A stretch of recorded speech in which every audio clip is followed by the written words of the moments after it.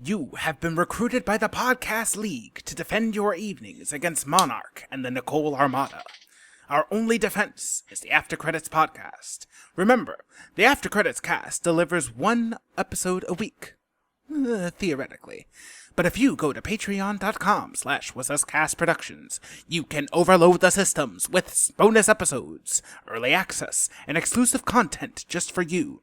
Again, all theoretical, of course. And you'll only find out if you go to patreon.com/whatsuscastproductions. Enjoy the show.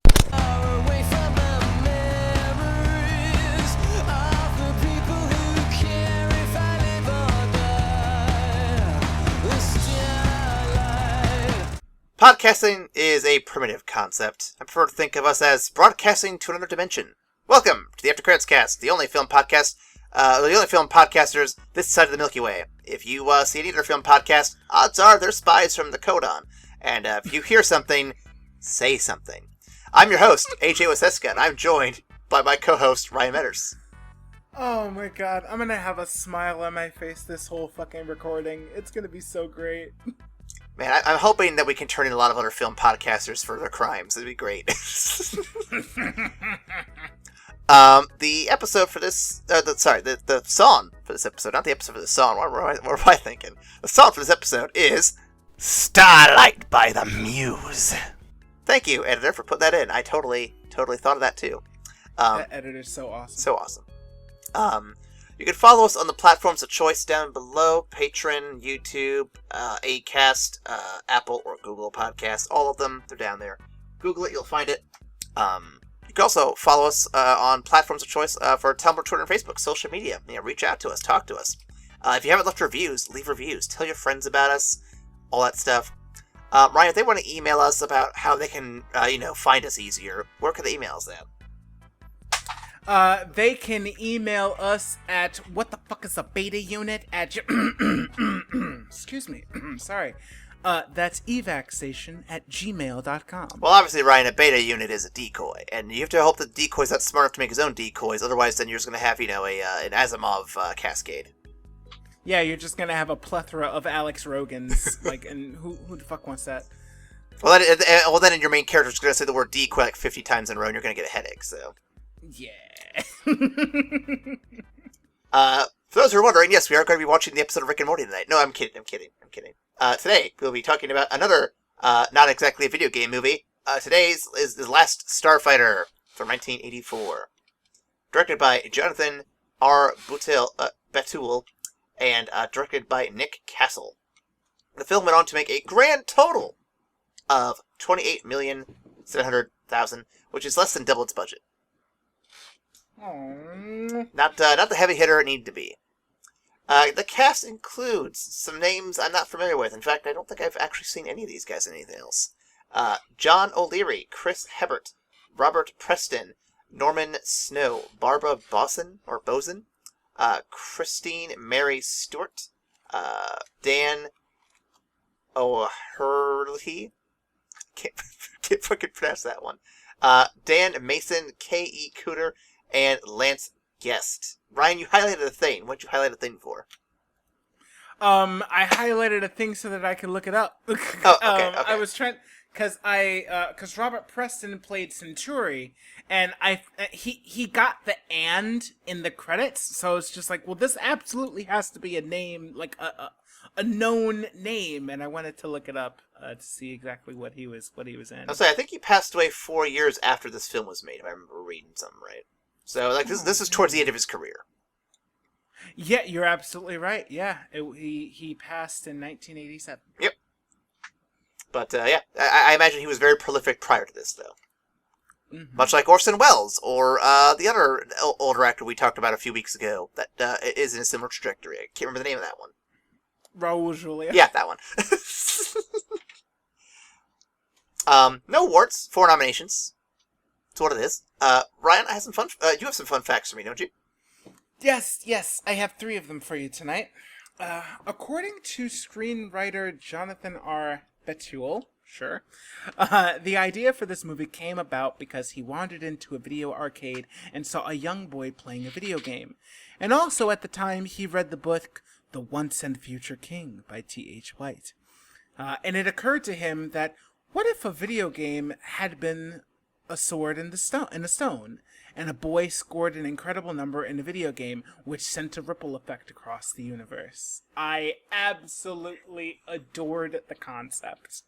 Like, oh, you broke the record? Well, obviously you qualify to be a member of the Star League. Man, can you imagine if nowadays, instead of it being like a high score, it's like, oh hey, you got all the achievements in this game. Let's talk real quick. There would be so many people that would absolutely flood to it. Well, it depends. I actually was listening to a podcast. There was a game that was made not too long ago, actually, where they had people beta testing the game, and they discovered there was an achievement in the game that literally. Oh no, actually no, it wasn't that. It actually just came as an article. This company made a game as like an indie game, and they actually made an achievement that's basically impossible to get. With the idea being that that's the statement of the game is like not everything needs to be completed. Which I thought was I like that. It's a cool idea. It's a cool idea. I really like that. All right. Next up for the fun facts, Atari produced games for its 5200 Super System and the 400 and 800 series home computers as a tie-in with this movie, but they never went past the prototype phase, although some copies do survive out there. The game was nothing like the arcade machine Alex Rogan played in the movie. The technology did not exist at the time to produce it real-time 3D polygonal graphics on a home machine. Rumor has it that Atari produced one prototype, the Last StarFighter arcade machine, but it has since been lost. An early Atari 2600 program was revamped into the game and released as Solaris. Interesting. I'm not familiar with the game Solaris. I'm not familiar with that. Then again, I didn't have an Atari, unfortunately. I'm not familiar with most of the Atari lineup other than E.T. For the obvious reason. Yeah. I did send you the article that I was talking about, just so you can have a reference point for it, but yeah. But no, I don't know anything about the Atari lineup or anything like that. All I know is that Atari made a lot of games, that too many games, almost bankrupt the industry, so yeah, no, I feel that. I get that, yeah. Atari's a thing, I know what it is. Alright, well, the final fun fact for the evening. As of 2020, a reboot or sequel to this movie has yet to come to fruition, despite talks of there being one. Oh god. This is presumably due to legal issues, as Universal Warner Brothers, successor in interest to Lorimar, and the screenwriter, Jonathan R. Betuel, all claim to own sequel/remake rights to the property. However, in 2009, it was announced that the long-awaited sequel was going into production. The movie would take place 25 years later, with Norman Snow confirmed to return as Zur. Ultimately, the sequel was never made. This may have followed up grown-up Lewis, who misses his brother, and is brought to Rylos to become a starfighter. Or it may have involved Alex and Maggie's Rylos-born child, who sets out to settle a score with Zur when Alex is killed during a Kodan attack. Please don't do that. Please, just leave it alone. I mean, they did leave it open for sequel potential. Like, I'm not... They did, but please don't. Ryan, what if the people who do it are the same guys who made, like, Jurassic World or Ghostbusters Afterlife, and they actually put some effort into it? I'm not... This holds such a special place in my heart. I don't want to see Hollywood try to fucking milk it dry. I really don't. I'm not saying don't do it, but if you're going to do it, be, like, super fucking careful with it, is all I'm saying. I mean, at the same time, I don't think this movie is... I think this movie definitely has some standing in 80s sci-fi enthusiasts, but I do not think it's so beloved of a series that a reboot of it would just be completely out of the question. And I don't want that to happen.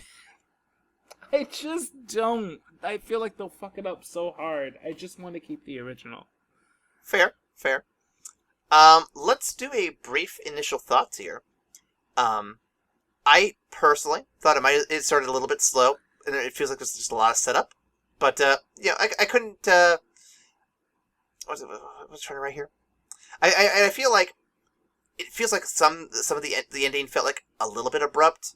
Not, like, horrible, but, like, I just feel like they definitely, like I said, they had it open for a sequel hook, and I feel like there are some things I'm like, okay, so what's next? He's gonna go back to fight the war, but shouldn't the war be over? They won. They did a thing. So I feel like there's definitely room for more to happen. But I think for what we do get, it's pretty fun. There's a lot of good stuff that happens. All right. Well, this is a trip down memory lane for me. 4-year-old Ryan was screaming as we were watching it because this is absolutely my childhood. So I absolutely enjoyed it. 30-year-old Ryan definitely noticed the slow pacing of it. So I wouldn't say it's a perfect movie, but it definitely has a special place in my heart. And I think it speaks to a very real feeling of like coming from nowhere and feeling like you're destined to just spend your life in that same place, but wanting desperately to do something different, to do something bigger with your life, and the hesitancy that comes when that chance just shows up out of nowhere. I think that's very well portrayed. Very good, very good. Are you ready for the synopsis I have painstakingly crafted with my two hands? I am as ready as I can be, I think. Fuck. Here we go. Eons ago, the many worlds lived in harmony, but everything changed when the Kodan Amarna attacked. Son of a bitch. Only the starfighters, pilots of the Star League, could stop them, but when the world needed them most, they'd been obliterated. Now the universe has a new starfighter, a human named Alex. And while his piloting skills are great, he has a long way to go before he's ready to save anything. But I believe Alex can save the universe. God damn you. You just have to get him off that dirt ball some people call Earth first. Alex is fed up with his white trash trailer park life and is ready to leave. But college won't take him, the military industrial complex sucks, and don't get me started on the soul-crushing office jobs. But Alex can always turn to his secret recruitment tools designed to play and feel like video games for comfort. What? I didn't suggest anything sinister here. You did. Shush. Anyway, after getting the high score before one Billy Mitchell could come in and cheat his way to the top, Alex is picked up by the eccentric old man in the middle of the night. He is taken into space and dropped off at a military-industrial complex. In space! In space! To fight in a war he didn't ask for and put his life on the line for a cause he knows nothing about. So, Space Vietnam. Alex politely... Alex politely and conscientiously objects and is taken home, where a decoy has been put in his place. After returning home, it isn't long before until assassins are after his ass, because apparently he is the last starfighter. Roll credits. After Zur, or Zur, I'm going to call him Zur, basically Anakin the piss out of it, out of the Star League HQ. Realizing that the danger this poses to his friends and family, why did I write Billy? Why did I write Billy again? Fuck, Alex. Alex agrees to go back and fight the fight. He reunites with his friend Lizard Man, and he and Discount Doc Brown have an Obi-Wan moment. And then dogfighting happens. In space. In space. Heroes win because they use a secret weapon of love. I'm kidding. It's a Death Blossom that is kind of a space nuke. Zur is scheduled for execution but escapes, sorta, and the Kodan are down, but the war is far from over, apparently. Because Alex returns home to say goodbye to his friends and family and picks up his girlfriend for more adventures in future films and even a spin-off series if it gets enough audience feedback. Who knows? The possibilities are endless.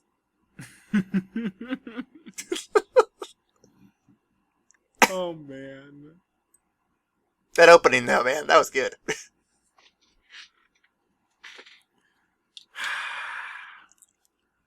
Brought a lovely tear to my eye. I saw Last StarFighter. I'm like, okay, so how do I make a Last Airbender joke out of this somewhere? There's got to be something, and I did it. I love that your mind went directly to that. Yep.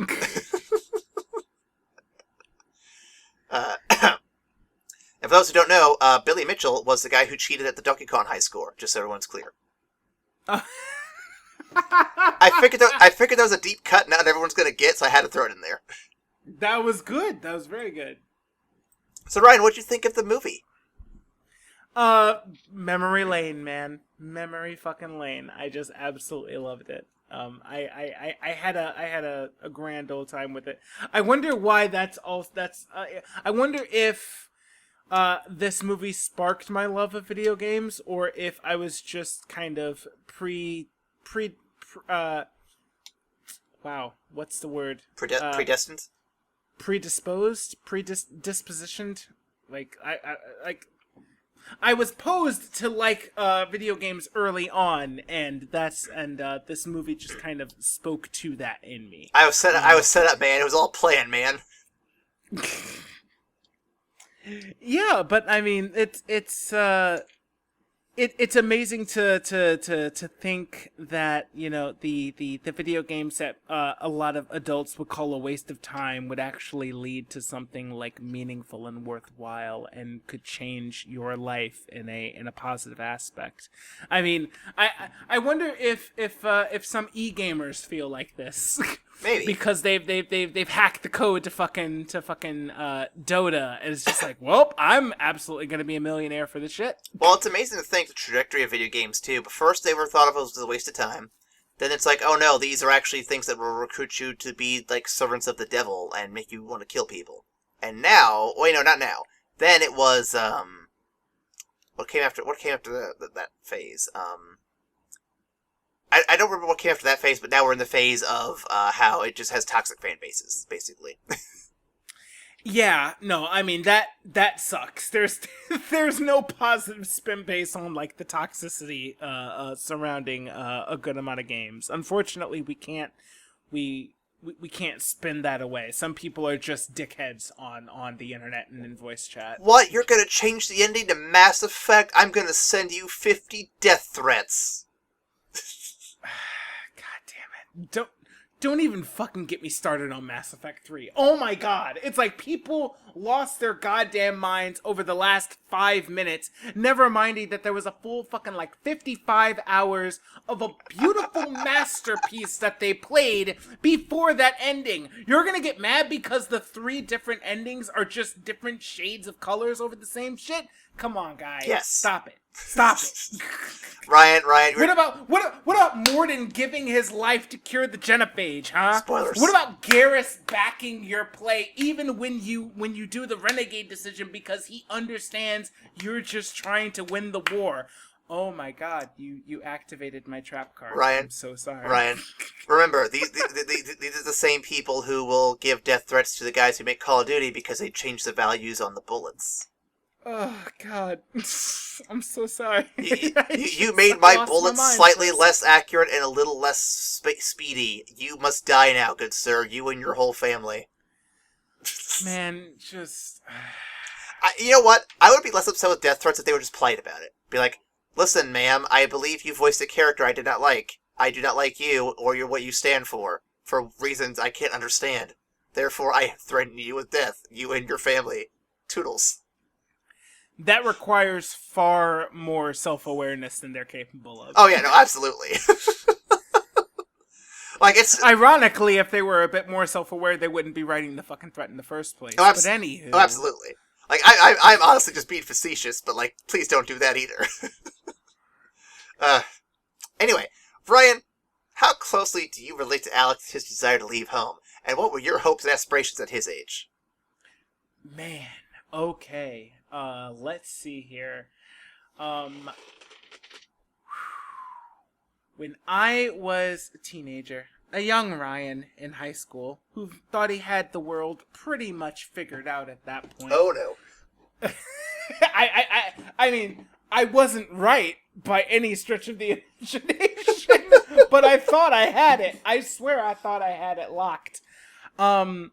What I wanted to do, uh, I wanted to get away from home, but I also didn't want to go too far in case I needed to go back. There was a part of me that absolutely wanted to do something completely different, though. And I ended up going to a college that was a 40-minute metro ride away from Chicago. So it was kind of in the sweet spot where it was far enough from removed from the city that it felt like a brand new world, but it was close enough that I could get back home if I needed to. Um, and so I went to college, and over the years I came to realize how much I actually really really liked Chicago and liked being in the city. Um, I came to realize that I'm a person who really likes stability, and the familiarity of the city, and everything being within a very easy reach in Chicago made me really want to go back afterwards. So granted, if I was from a trailer park, probably would be much different. I probably want to get the fuck out of Dodge, just like Alex. So I think the differences there are definitely substantial. I just think it's funny. You were like, you want the stability of the city, and then here you are planning to leave to go to another country here before too long. Well, yeah, But I get that's it though. because I get it though. You've grown. You've changed. You evolved into a whole new person. I'm 30. I'm realizing that stability is good, but it also makes for your soul being crushed. And the girl I'm hopefully planning to marry is absolutely done with this country. She just wants to be gone. So I'm like, all right. Ryan, if I See became what else is here. Ryan, could I convince you guys to stay if I became president? If you became president, I think that would be a strong selling point for her. I think I might be able to pull it. All right. Well, You'd have to do some major educational reforms because teachers are treated like garbage in this country, and she's one of those, so she needs something to change. consider it done. Ladies and gentlemen, I'm announcing my bid for the. Let's see. I'm 30 right now. I can't run in the next one. So let's see, 2024. So 2028 would that be when I could run? Yeah. So I'm putting my bid in for the 2028 election. When you see the ballot, make sure you write down my name. If you see any other name, just ignore them. They're not real. It's just my name you want to talk about. You can lean on his strong leadership record from being the head and the champion of the Iowa Film Critics Association. Absolutely, a title that I absolutely earned and will continue to hold strong for many years to come. He has defeated all challengers. Come on. All 0 challengers, but I have defeated them. No, so I guess I'll throw my bid in there. So when I was young, I didn't fantasize about leaving home, and it wasn't so much that I didn't want to, but just I was comfortable. I didn't have any ill will against the family, and I didn't really, because I wanted to be a writer, Ryan, and I figured to myself I could write anywhere. So I don't need to be in a big city. I don't need to be an LA famous person or a New York, a Manhattan style writer. I could just do it here. I could do it anywhere. So to me, location didn't matter. To me, I just wanted to be close to people I knew because I am not a people person. So me going around and trying to meet new people and all stuff just always felt very weird to me. So when I first left for college, I gotta tell you, that first 6 months was rough. Oh boy. Yeah, so once I finally left and came back, I realized I didn't really ever want to live home again, and now that I, have my own house and family startup and everything, I don't know, I feel like I would be happy to live anywhere as long as I get to be with Amanda and and maintain the little household we've built, so to speak. Mm-hmm. Or I guess maintain the family unit. We don't need to keep the house. We can go anywhere. It's fine. It's interesting, like, hearing you say that you're not a people person, because I understand it, but it also feels like you've practiced at it. No, I feel like genuinely, it feels like you have a practiced way of interacting with other people to try and drum up conversation and whatnot. So it feels like it feels like you worked at it, is what I'm trying to say. Oh yeah, no, And I've definitely worked at it. But like so, when it comes to my work, for example, I have to fake it because I'm in someone's house. It's awkward just to stand there quietly, so I have to at least have a conversation. But to get to like the nuance and depth of a conversation, like what we have on a week-to-week basis, or what Chaz and I can talk about, it's tough for me to put myself out there and meet people who I am like. I am comfortable having you over to my place to play games and hang out and do dumb shit. yeah, it's hilarious because as personable as I am and as charismatic as I am, I also don't really consider myself a people person because I'm not really interested in talking to just random passersby.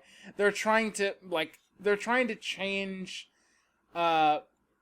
systems at my job where we are supposed to be more personable with the members and like insert more fluff and like really like acknowledge the baggage of the situation and convey advocacy to the member. I understand what you're going through. That's definitely terrible. I've lost my card before too. I know how it feels. Blah blah blah blah blah. And I'm like, no, I'm not doing that. I don't care. I don't like. Look, I will sound pleasant and I will be personable, but rather than fluff them up and try to add all of this extraneous bullshit, I'm gonna say, I'm really sorry that's happening. We'll take care of that for you, and then solve their issue as fast as possible. I don't want to talk to them. I don't want to drum up conversation. I want to get their shit done so that I can move on to the next call. Right. So I'm not really a people person. Ryan, I want you to roleplay with you real quick. I'm gonna be you answering the phone. I want you to call me with a prompt, okay?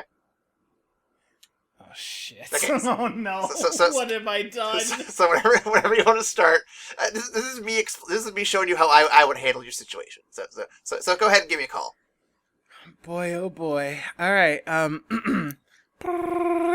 Hello, this is AJ's credit card service. How can I help you today?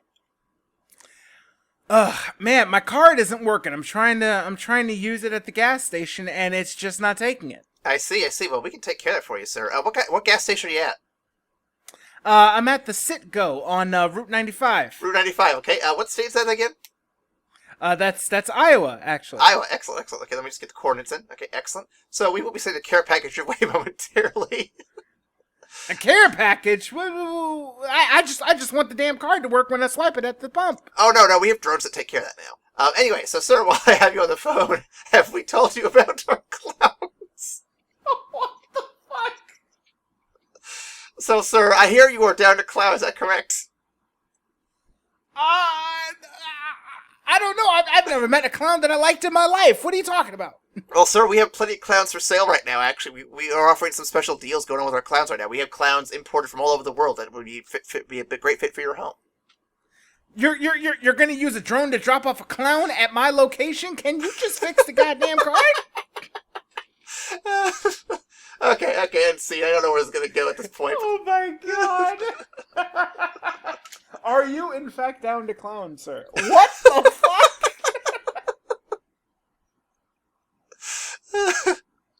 It's a taste, right? A taste of this improv yet to come. Oh my god. Anyway, oof, I got off rails. That's my bad there. Ryan, how would you feel if to discover your favorite game, the one you play the most, was secretly a government recruitment tool? I'm not entirely sure how I would feel about it. I primarily play games for the interactive storytelling aspect of it. I definitely enjoy mechanics, I enjoy the strategy behind it and all that good stuff. But at the end of the day, like, my favorite games are the games that get you really, really immersed in the story that they're telling, and allows you to make meaningful decisions that change the story in meaningful ways. I can't really see those games being being government propaganda tools. But I don't know. I think there are a lot of really beneficial skills that are baked into video gaming. As much as people don't want to agree, uh, real time, quick decision making, uh, um, hand eye coordination, uh, real time strategy. Like all of these are skills that are honed throughout video game simulations, and the people that are really really amazing at those games, those skills are real. Those skills are very very real. So the government like secretly using those as tools to find potential candidates that they might want to build into the fold. That's not amazingly far fetched, I don't think. Well, I mean, there are video games made by like the army to recruit people, so I mean, they exist. They're just less, secret about it. Yeah, that's the superliminal aspect of the branch, right? Hey, you join the Navy. I love the reference. Thank you. I was gonna make a Nivanet Niaj joke somewhere in here. Yes. But no, like, I'm trying to think of how Pokemon would translate to a government recruitment tool, but then remembered, oh wait, that's Japanese. America would never get themselves mixed up with that. So, going on American published games, it'd have to be something like XCOM, I think, because that's the closest thing I can think of as, like, a military recruitment tool. XCOM and COD, yeah. Yeah, and I'm thinking to myself, well, the problem with XCOM is that if they're watching me play, they know I save scum the fuck out of that, so they're like, oh, this guy's not worth getting. He's just gonna fucking ruin everything. He can't make... There's no saving in real life, Aaron. What the fuck? Well, no, Ryan, what it shows is I can analyze situations very well by replaying them over and over again in my head, and eventually I'll get it right. I'll probably lose like 40 troops in the process, but I will get it right eventually. That is a great spin on it, sir. The other thing, you said there's skills that translate over from video games to real life, and there's one that I think you missed that I think is very crucial. That is the ability to accept failure. Yeah. Because in Mario, how many times do you die in a game, and how many times do you quit after dying? In Mario, I don't think it's very often because the rate of getting back up and trying again is very quick. In games like Dark Souls, I feel like, yes, you are more likely to quit because of how hard it is, but I think that a lot of players appreciate that they can learn more from the losses in that game and then pick themselves up and get better at it. And I think if you could translate that skill into real life, more people would be more willing to try harder and be less accepting of their failure. Like, they'll fight it through it a lot harder. Yeah. That's one skill that A, I wish I had, and B, I want to pass on to my kids. Mm-hmm. Like if there's one big lesson that I want them to learn, I want to minimize their fear of failure so that they'll be more apt to try things and more apt to try hard at things, knowing that even if it doesn't work out, the effort that they put towards it is building them as a person, to be an overall stronger person. Well, and like we both said too, I mean, even from failure, you can learn a lot. You can honestly learn more from losing and from failure than from success, and that 100%. That helps. I just want to get them past the sucky feeling of the failure. Oh yeah, absolutely. I just want to get them past that. Well, and I think I mentioned this years ago, Ryan. I was dating one of my exes, and I think I was talking to you and Nicole and the group about it. I was waiting for that relationship to end, and not necessarily because of like a ticking clock or anything, but like I could just feel it was coming. And part of me is like, I'm waiting for the shoe to drop. I'm waiting for it to happen because part of me was like, I want to learn the lesson from this relationship so I can apply it to the next one because I know what's happening, so I wanted to make sure I get it down right this time. Wow. Hey, listen, Nicole predicted it with the fucking, what do you call it, astrology bullshit. So, I mean, she wasn't off. She wasn't wrong. Though she did admit she felt bad afterward for predicting it was going to fail. Hey, astrology isn't everything, because according to astrology, me and Allegra should not be together. Like, at all. I mean, I trust you guys to work past it, though. I think it's fine. You'll be fine. Yeah. I'm not your typical Aries anyway, so it's interesting. I often argue that neither of us are really typical Aries. I think we both kind of buck a lot of the trends. Speaking of bucking the trends, Ryan, here's a question that's great for you. If the draft were implemented today or in your youth, would you have willingly gone to war? Why or why not? Absolutely, get the fuck out of here! Absolutely not. So Today you can't buy me with that bullshit. Get out of here. So this question's actually come up in my personal life twice. I asked the question to Amanda and to my mom out of curiosity. But when this movie basically drafts him to be in space Vietnam, I'm like, oh, this is a question I gotta ask Ryan now. Yeah. So I asked both my mom and my wife if the draft were to happen, and I was of the age to go in, because I think I'm probably too old to go now. Yeah, I think we are. I think like the cutoff's like, what, 25, 26, something like that? Something like that, yeah. So, I asked both of them point blank, hey, when you knew me, if the draft, it happened, and I was asked to go, and I just said, no, I don't want to do it, it's not my war, not my fight, would you be disappointed with me? And Amanda, she 100% is on the same page, like, she gets it, she totally gets it. And Al and I, we had a deep discussion about it, because her brother had gone to Vietnam in the war, and it fucked him up pretty good. And he's never been the same since. I had a grandpa who lost his legs in Vietnam, so wow. a lot of people who lost a lot of stuff, and I think she, despite coming from a right-leaning household, my mom and dad, she at least kind of respects the idea that, no, you don't have to fight someone's war, because all you're doing is helping the people, the old people who think this war is worth having, keep their money, keep their power, whatever, and do things to benefit them. And what's that to you? There's nothing. So, no, you're fine. You can do whatever you want.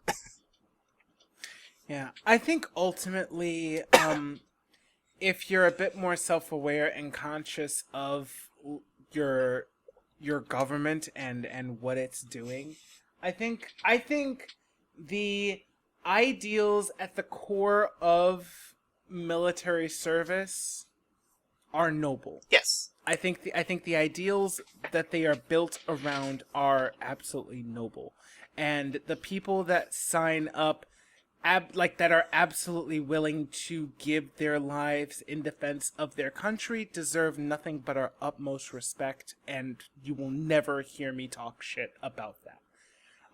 That being said, and we actually just talked about this in our last podcast, possibly, Cagliostro, in regards to how military service trains you out of asking questions or thinking for yourself, because the core factor of the military is having a chain of command that will obey orders without question, so that key decisions that are made can be enacted within moments, and save lives by the second, rather than the general having to convince the infantrymen on the front lines to take the shot every single time.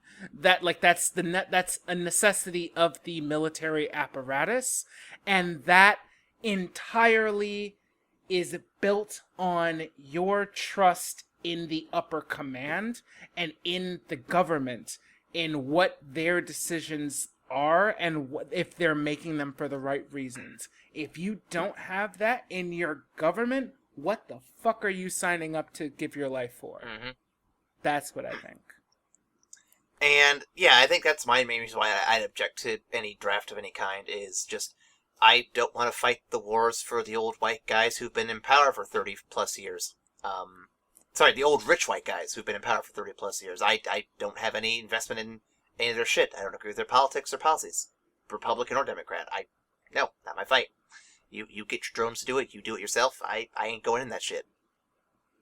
I think there have been conflicts that have genuinely threatened the safety of many people worldwide, and I think of World War II in particular. World War II is like the last good example of this. Yeah. Every war since then has been controversial as fuck. And that's really the big thing. Like without like a central figure or a central group that's actively just on some evil tyrannical shit. Everything else is just muddy gray water, and which oligarchs are gonna make the most money off of this conflict. And I'm not interested in that. If we're going to defend humanity against like some crazy shit, I can see giving my life for that. Otherwise, you can miss me with that. Mm-hmm. I am glad we both are sort of similar mindset there. I'm not surprised, but I'm glad that we're both kind of just like, yeah, no, we ain't about that. Ryan, was this movie ahead of its time? Do you think it could have been made in modern times? I don't necessarily think it's ahead of its time. I think it's very ambitious, if anything. I definitely think it's ambitious. I like, especially like 83, 84. This is definitely an ambitious movie. I don't think it's ahead of its time, particularly because I feel like it's grounded in reality, or it's grounded in the ideas of being from a small place, seeing a bunch of people that are your age and a bunch of people that are older than you that have grown up in this place and never left, and feeling trapped and stymied and wanting to get out. And then an adventure comes along that's way more than you bargained for, but it also gets you out of this place that you wanted to be out of. Like, I think that's a very grounded concept and a very good storytelling trope to kind of base the story in. Mm-hmm. So I don't feel like it was ahead of its time, but I feel like it was adequately anchored for the story that it wanted to tell. I do think that this movie could happen today. I do think that. I think the premise of this one person was so great at a video game, and the video game happened to be a testing simulation from an alien race that was like, hey, we need fucking fighters to do the goddamn thing, so come over here and fly this starship because you're so good at it. We built the game just like the actual cockpit. Let's get you in there. I think that could be sold in 2022. Now, I guess I'm curious. So, Ryan, are you familiar with the term isekai? Yes, I am. So, is Last StarFighter technically an isekai, or is it because the game world actually does exist in the real world, it's not really that at all? The Last StarFighter is not an isekai because Alex Rogan does not get hit by a truck to start his fucking journey. Okay. There's no malevolent truck coon to fucking take him to the other world. I don't think I wouldn't call it an isekai because the separate world, the other world that he's transported to, it's still within his reality. Yeah, it's still within the actual universe. It's not a virtual reality. It's not a different dimension. Like, literally, an alien picks him up in a fucking spacecraft and takes him away. Okay. So Space Jam 2, totally isekai. This not at all. Okay. Yes. Although I'm still mad that there was no truck in Space Jam 2. But yeah, no, I'd give it an isekai. Not one of the questions on my list, but I was just kind of curious. I thought about that the other day. It's a good one. I liked it. Yeah. Ryan, how does this compare to other space fairy fantasies like Star Wars? God. Okay, so Star Wars kind of stands out, as fucking genre-defining. What? No, I've never heard of Star body Wars. Of work. What is a Star War? Hey, here, go see a Star War. No, this movie is not Star Wars. This movie is not Star Wars. But I don't think it's trying to be. I think it definitely makes use of the hero's journey and the typical storytelling elements around that. Like typical hero who's who's stuck in his old way of life. There's a call to adventure, but he refuses the call. There are things that force him onto the journey. He's then changed, and then he has to return to his home, having like pretty much unrecognizable from who he was when he left because the journey has changed him. So, like, all big myths and science fiction use the hero's journey, that wheel, that kind of structure, and it's definitely evident in this movie as well. I think, like I mentioned earlier, it's definitely more grounded in reality, just from the setting and like where Alex comes from and his circumstance. Like, we can all understand that feeling, and since it's based on Earth, like, it grounds it even more. So I would say it's more grounded than Star Wars. It's not Star Wars in terms of how it fucking shaped the genre. Oh, no, not at all. But I think it's definitely more down to earth. Why do you think this movie didn't grab the audiences back in the day? Because they're dumb. No, Well, no, I mean, I just look at the box office numbers. I mean, and I know there's a lot of positive critical reception to it. Like, I've seen a lot of different, not YouTubers per se, but like just other film critics I follow, Twitter, Facebook, podcasts, all that stuff. And, everyone I know of who's talked about it has spoken very highly of it. So I'm just very curious as to why it never caught on. I don't know. I would want to take a look at what came out around that time, before and at like a little bit beforehand, just to see if there was like some stiff competition like around the time of release that kind of screwed it over. Or if it was just like a failure of marketing, a lack of big budget stars. Like, I feel like the effects were really good for 1984. But I don't know.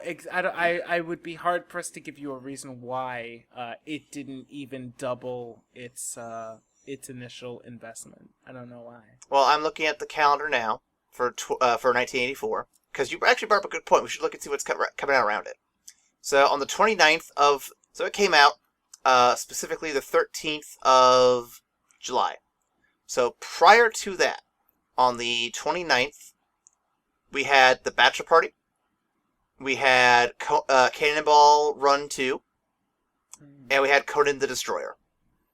And then the same week, we had The Muppets Take Manhattan. Ooh. Best Defense. Okay. Electric Dreams. Oh, wait, no, those are... okay, so it's just Muppets that came out the same day. Muppets Take Manhattan. That's tough. That's tough. The steep competition. The following week, Never Ending Story and Revenge of the Nerds also comes out. Ooh, yep, that'll do it. Yep. So it was... Never Ending Story? Yeah, I'm sorry, guys. Well, and also, and this might be just us from 2021 not knowing enough of the actors, but I feel it also lacks any, like, significant star power by comparison. So, a lack of a big-name star, and the fact it's a still growing genre at that point, like, it still hadn't really found its footing, with Star Wars being the only big one at the time, and with a lot of competition around that sought the same audience. Yeah, I could see Last StarFighter getting itself kicked in the butt a little bit. Yeah. It's like I forget what movie we did that came out like a week after Titanic or some shit. Oh, it's just like, well, this is a really good movie. It just came a week after Titanic, and nobody else was going to see anything else. Shit. Hang on, I'm gonna look it up and see what that was again, because I don't remember, but I know what you're talking about. So 1997, okay, so 1997 films. This is a fun conversation, by the way. Let's see.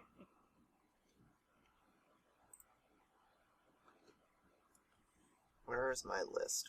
Here we go. Let's see. Titanic.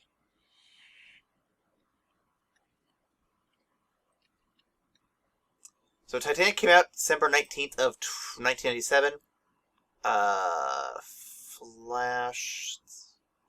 As good as it gets. American Werewolf in Paris. Jackie Brown. Kundun.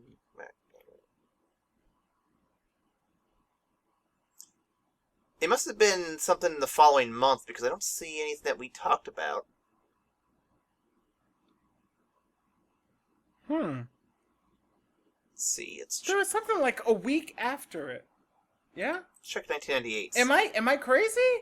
I don't disbelieve you. I'm just trying to think of what it would have been. It might have been like a month after it. Like you don't have to do a deep dive, but I think. Oh no, I'm diving. That's no, come back. I think that's possibly what also threw this up, because the never-ending story, dude. Bruh. Right. That's big competition. So I can see it not doing as well in the following weeks, even though it's a solid movie. Like this is a solid movie. It should have gotten more money than it did. So I would look at the movies surrounding it and the marketing as well. Right. I just thought maybe it's the week before we're thinking of. Maybe. So let's see. That's what came up before. I'm just doing a quick search. I'm not going to be here all day. Flubber, Alien Resurrection, Mortal Kombat Annihilation's the closest I can think of, but that didn't make money for a lot of reasons. Yeah. I can't lean on this excuse for Mortal Kombat Annihilation. Was it maybe The Man Who Knew Too Little? Yes! That was it!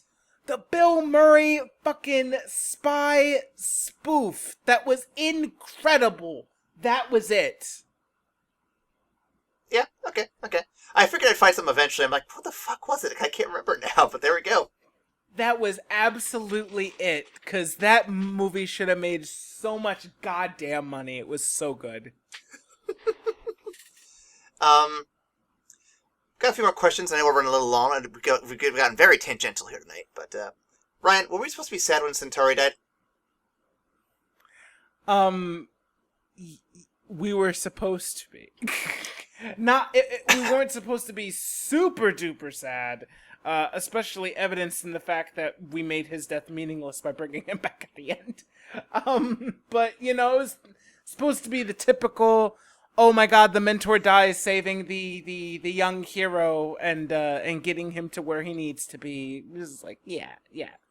Well, it felt very stiff and awkward, because it was all about him being like, oh, hey, got all that money and stuff, and I know he was mostly like just kind of joking to play his character a bit, but just, I don't know, I never felt like any real connection to the character. He felt like just a guy who transported him here, took him home, and came back with him, and that was about it.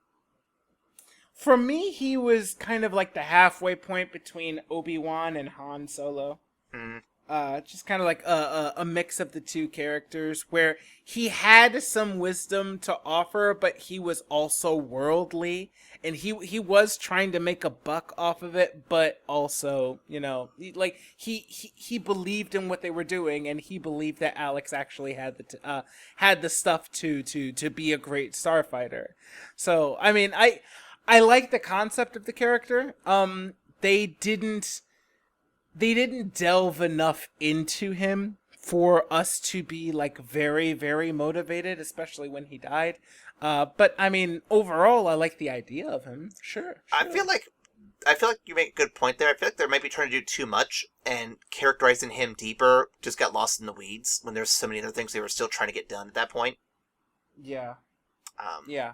Because it's a busy movie. There's a lot of stuff that happens. There's a lot of stuff that happens for a slow-paced movie. Yeah. Yeah. Yeah. It's a strange feeling to have, isn't it? It's very the pacing is interesting in this movie. It's definitely something else. Well, it takes a while for like the big stuff to start happening, and then it takes a long while still for like the main event to happen, like the actual showdown. And I'm trying to remember. I didn't have a good timestamp for anything, but I think it was maybe. Let's see. I'm trying to think. What happened to the 40-minute mark?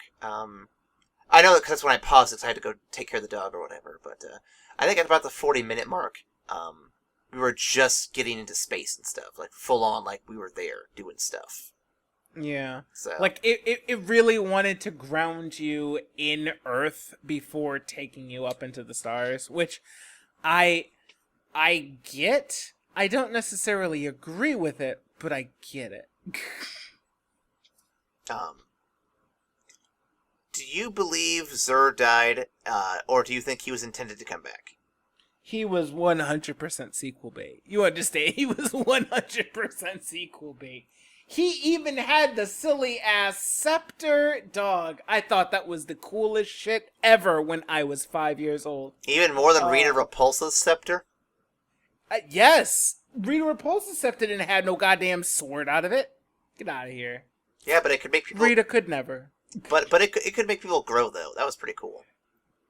That is true. That is true. Really, I just liked how Zur kind of straddled the line between an old man and a petulant child with that ridiculous fucking haircut, but like it tempered it with how petulant he acted, like as a person. So I just thought he was a fun villain. He was just a fun villain to watch. There were times I accidentally mistook him for Andy Samberg, and I know that he's like not alive. Well, no, there are times when when I saw that, I'm like, I know that's not him, but I swear to Christ, if you put him side by side, I would almost mistake it was the same person. Oh my God, Jake Peralta in the fucking Riley fucking headpiece, bald with like the big ass white fucking hair around his head. Oh my God, I'd love it. Yeah, and then final question, Ryan. So I know you said you didn't want a sequel now. If they'd made a sequel back then, would you have been down for that shit? Yeah, absolutely. Excuse me. I feel like if this movie had made more money, they absolutely would have put it into a sequel, and I would have been into it. I'm not entirely sure what they would have done with it. But I mean, if you set it back a few years, like don't do it like within the first couple of years, but like maybe like 5 or 6 years later, maybe have it be the two of them in space with like their kid, they're fighting monsters and shit. Yeah. You know, I mean, like the or have it be that Alex actually shows up with the Riley like armada to like actually announce their arrival to Earth as a whole. Because Earth had not been brought into the Star League as of yet. So that would have been fun to play with. Yeah, the thing is that I think a better sequel could be written today, but I also feel like any sequel done today would just be made into a reboot, and it would purely just be a cash grab. And so it has a high chance to either be really good or really terrible. And I don't want to see it be really terrible. You know what I mean? Who would you trust to make something like that, though? I almost would say maybe Spielberg, because a lot of this film had very Spielbergian quality to it. Yeah. I think Spielberg would definitely be a way to go. I would actually, I'm gonna throw a name out here, and it's only because of one movie, but I want to see him get another chance at a space movie, where there isn't like fucking 80 years worth of canon that he also has to balance. I want to see Rian Johnson do it. I want to see Rian Johnson chop this shit up because I love the way his mind works, and he would take the the ideals of the property, and he would honor it, but he would also take it in a very interesting direction, and I'd be interested to see that. Ryan Johnson's name on anything has my attention. Hands Really? down. Absolutely. If I see Ryan Johnson's name, I'm watching that shit, because I want to see what the fuck he's doing. Yeah. I still feel like he got a raw deal the Star Wars thing. The fans, He the absolutely fans did. fucking sucked on that one. He absolutely got a raw deal on that one. Yeah. And the Last Jedi is still the strongest of the new trilogy, in my opinion. It's arguably one of the strongest in the franchise. I won't say it's the strongest, but it's up there. It's really good. It's up there. It's high on the list. Unlike certain final films we won't talk about.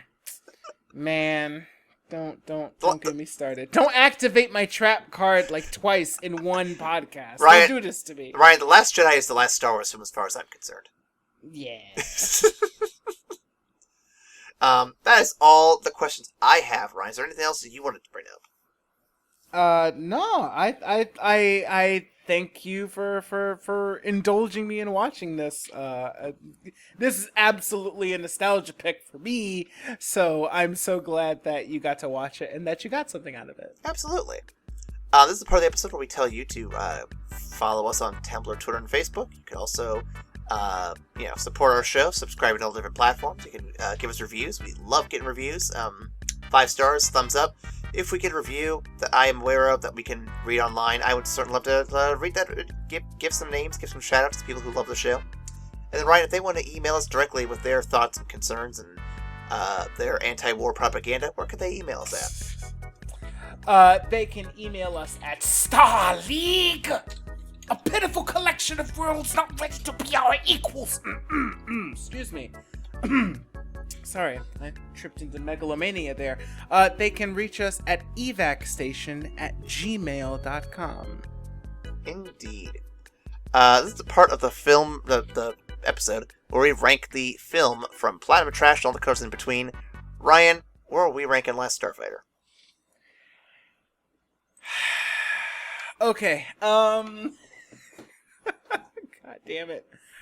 I think... I'm gonna give 2. God damn it, I'm gonna give 2. I think, objectively, it's a bronze. Cause it's not a bad movie by any stretch. I think it's very solid and it's a fun 80s movie. It's not the best in its genre, but it's by no means the worst. And if you're interested in getting into some 80s sci-fi, I think you could absolutely do a lot worse than The Last StarFighter. That being said, if you've already seen it, if it's a part of your childhood, or if you saw it when it originally came out and the nostalgia is kind of baked in for it, the nostalgia brings this up to a silver. This is a nostalgia silver for me personally, because it harkens back to that time so well, that if it's a part of your past, it will absolutely give you the warm fuzzies watching it. So yeah. Absolutely. Having no prior commitment to this movie, I thought it was a good time. I have no nostalgia blinders for it or anything, so I'm just seeing it as it is, and I think there's potential for more. I'm not saying, like, I want a sequel this minute, make it happen, but I feel like there was definitely cards up to the table. I feel like whatever they wanted to make didn't quite finish the way they wanted to, and I'm not sure what's missing from it, but I definitely feel like there's definitely more that the creators wanted to make out of this, and I think had this film been made in a slightly later era, even like just the mid-90s, they might have been able to polish it up a bit more with more updated tech and stuff, but overall, still good, still interesting story, still kind of classic hero's journey stuff, so I'd probably give it a solid silver. Nice, alright. That is all for this week. That is all for this segment of our video games as movies as video games section. Tune in next week. If I scheduled things right, you will be getting the Matrix movies. If I have not scheduled things right, I don't know what you're getting, honestly. Something's coming up and you'll get it. Just be patient, it's coming. It might be Marvel for all I know. This is a weird year, honestly. It could be Marvel, it could be Kingsman Secret Service, it could be Burger King for all I know. We'll see. Until then, we'll see you after the credits.